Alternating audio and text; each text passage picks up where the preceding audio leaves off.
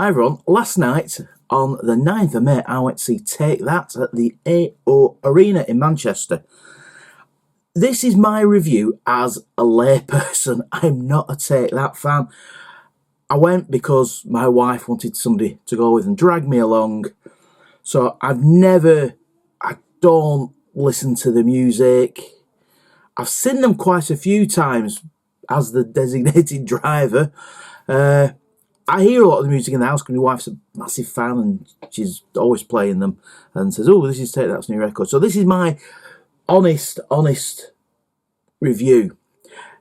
Now, I did a similar review when she dragged me along to see Marty Pello at the same venue early on this year, and I thought it was awful. And I got pelters, absolute pelters on YouTube. But AO Arena. This is my honest, objective view. So, let's get the elephant out of the room and the absolute nightmare it's been with moving venues. So originally, as we all know, Co-op Live, and somebody told me it's about 3 to 4 months off completion, late starting, and they thought by throwing people at it at the end, they'd catch up. No. So that was a debacle. The night was moved. Luckily, I wasn't working away, as I frequently do, so I could make it last night. When we went to see Marty Pello, the AO security were absolutely awful. It was really badly organised. Security weren't checking bags. It was a real shambles. Last night was completely different. Very slick security.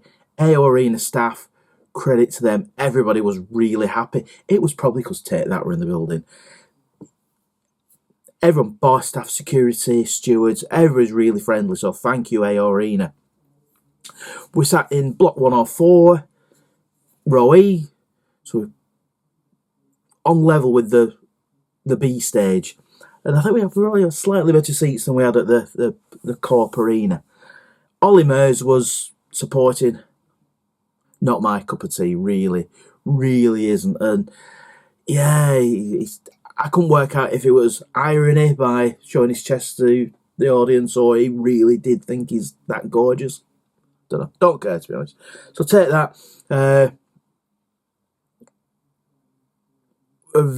We all know that they put a really slick performance on.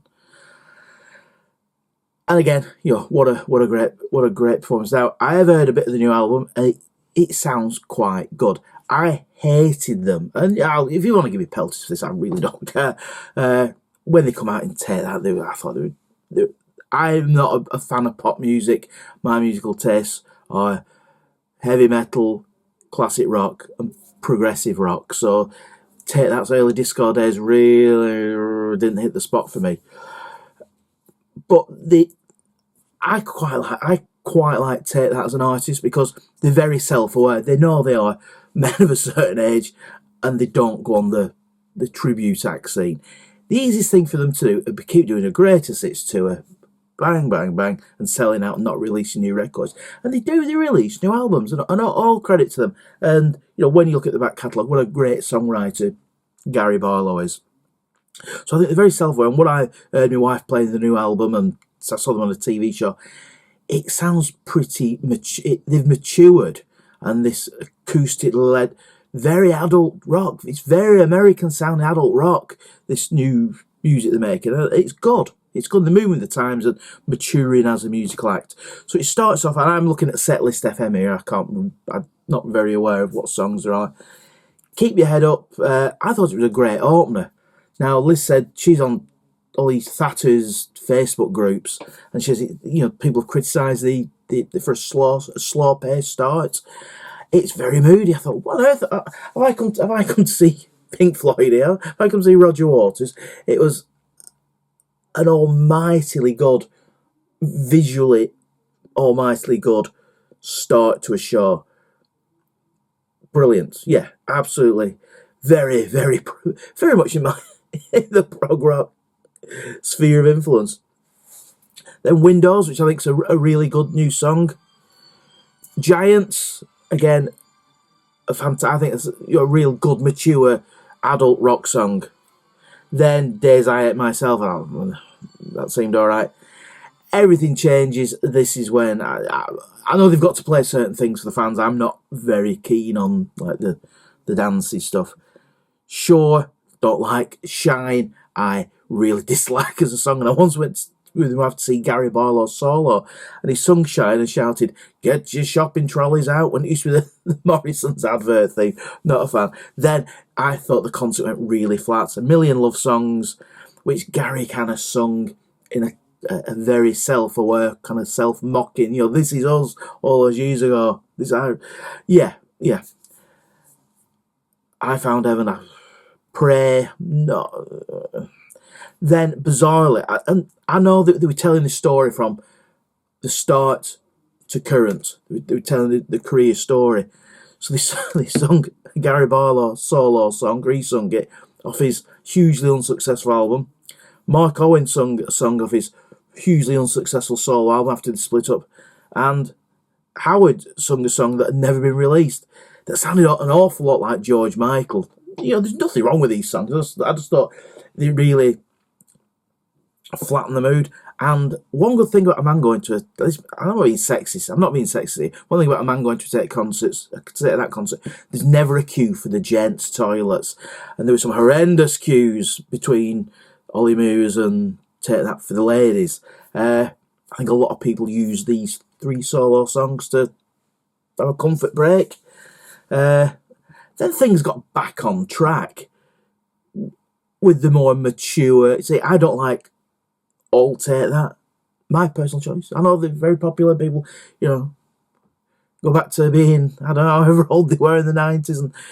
And I was in a gym when it came on the news that they split up. So even I remember the hysteria when they split up. So Patience, good song. The Flood, very good mature song. Get ready for it. March of the Hopeful. Yeah, all right. The Champion, which I thought was a very, very. I've heard my wife playing that, and I think that's a very good tune. Don't forget Gary. Gary can write a good tune, can't he? This Life, which was the whole, and it was quite good. This Life because they got all the band and the crew, some of the crew, because they were bringing props on, some of the crew to help them. Yeah, pretty clever stuff. I have mentioned the production, and as always with Take That, it was pretty lavish. There were no dancers. It was the band that were quite hidden, and some big steps that kind of moved around, and it was an excellent as always production. I've got to say, when they did the solo stuff and the older stuff, and then they made it into an old-fashioned recording studio, which I thought was quite clever. They brought props on. They had chaps in lab coats bringing props on, and yeah, it was pretty good. And one song, Howard Donald sung and played the drums. He was playing. Take That's drummer was playing the tambourine, so Howard playing quite a nice drum shuffle and singing at the same time, bit like patting your head and rubbing your chest, I guess. So I can't. Can I do it? Not really. So it was really good, and I quite like them. Gary on keyboards, Mark on guitar, and Howard on drums. And I think that's. I'd like to see more of that from them. More of them playing the instruments. I know Gary's always tinkled the ivories. But I thought it was really, really well done. As for the band, a lot of the band's been with them for years, and I've got to mention Lee Pomeroy, the bass player, who's kind of a prog rock gun for hire. I've seen him live with the Yes spin-off, Anderson Rabin Wakeman. I've seen him with Rick Wakeman live. Also seen him with Steve Hackett, the ex-Genesis guitarist. So it's interesting to see somebody I respect a lot as a musician from the prog rock world playing in pop rock. And the band were, as always, faultless. All the musicians were on stage. One thing I got real hot water for mentioning with the old Marty Pellow concert was Marty's mouth movements didn't really match what was going in your ears. When I go and see an act now, I watch them on the screen where I'm close enough to the mouth to what they're singing, see if there's any lip syncing going on. I, hand on heart, did not suspect any shenanigans, any lip syncing last night. And look, take that. They're not, no disrespect to them, they're not Michael Bolton. They're not amazing vocalists. They're damn good singers and damn good performers. But there's no, I didn't get any hint of lip syncing. I weren't expecting that from Tate. I think they're respectful and professional enough. They noticed that Gary Barlow's voice was quite hoarse at the beginning, and it improved during the show. And I'm not surprised. They've had shows they're playing. Last night was supposed to be the rest night, and then it got moved. And you know, what a trooper. I've got to say, they did Tate that and Ollie Murs did acknowledge what a mess it had been moving from the AO Arena, thanks to everybody, which I thought was a very nice. I think they kind of had to be honest, but it was a nice touch. Take that, our men in the 50s, they are in incredibly good physical shape. With the stage set being steps, they're up and down these steps. One song they did make a joke. They sat down the steps and started going, oh, we're exhausted. Which, you know, they are, as I said, they are very self-aware about their age, their legacy, their career. Yeah, a brilliant performance. And there was a B stage, and they come over and yeah, Greatest Day they walked over and played These Days.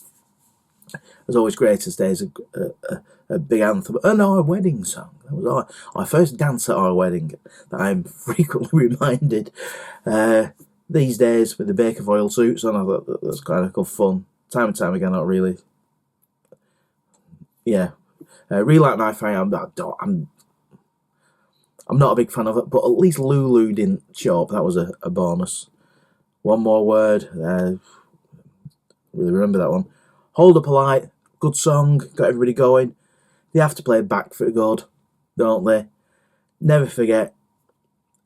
Another great anthem. And Rule the World to finish. What else could they finish with to Rule the World? What a you know, whatever. As I said, I'm not a fan at all of stuff like A Million Love Songs and the early stuff. I'm not. It really doesn't float my boat. But as I think Tate that have matured into a very adult-orientated rock band. I think at the moment they're primed to have some success in America. They probably can't be bothered going for it again. But yeah, you know, this is very much mature adult music, and I'm off to see him again. My wife's dragging me there again, so I'll sit through it again and I'll enjoy it again. But I might go to the gents when A Million Love Songs is on. It's just so I don't think I'll ever like that sort of stuff. And as I said, the solo stuff did flatten the atmosphere, but it's their show. They can do what they want. Who cares? They're selling out arenas, and yeah, they did tell the story. What I did like is the This Life theme, and before they were showing fake adverts for silly adverts for products, and I quite like that. And they were taking the mickey out of themselves. They did some acting in the show. They were pretending to ring each other up. Please, boys, don't go into acting. You were about a kin as Brian Robson in Joss's Giants. Don't give up the day jobs, but you know, a very, very, you know, from a non-fan's point of view, a very spectacular, well put on, professional, well delivered show. They were warm, they were engaging. There was water at an indoor show, which was kind of, I've never seen that before. And they actually made the water, I wish I'd have taken the picture, the water fall, and they take that logo is in the water. It's fantastic, yeah, really, you know, they always have something, they always pull something out of the bag that you've not seen before, so that's all credit to them. So there you go. Take that. This Life on tour. The merchandise wasn't very. My wife will buy anything with Take That stamped on it. She didn't buy a T-shirt, which I was quite surprised. She says, "No, I don't really want one. I don't think she wants to pay 150 quid for a jacket, whatever they were." I did buy her a program though. 25 quid. It was, yeah, a bit expensive. She went to the ladies at the end. I thought, go on, I'll treat you to a program. You know what? It's probably worth 25 quid. It's about that thick. It's a proper glossy almost coffee table book. Yeah, very good quality. I don't mind paying 25 quid. It's about 3D glasses. There's some 3D pictures of them inside. So, yeah, I was quite impressed with the programme. Very, very lavish, very lavish. I won't expect anything else. So, yeah, there you go. This Life on Tour, take that from a non-fan's perspective. If you agree with what I say, if you disagree, if you never got me, I don't care. But yeah, I enjoyed it, and I'm looking forward to seeing them again in the next week in Manchester Arena. Not traipsing out to the Corp Live, and yes, enough said about the Corp Live, and it's been an utter debacle. And good old, so I still call it the MEN Arena. So good old AO Arena, MEN Arena, whatever you want to call it. A great venue. I've seen loads of shows there over the years. Long may it continue. Thanks for watching. Enjoy This Life on Tour.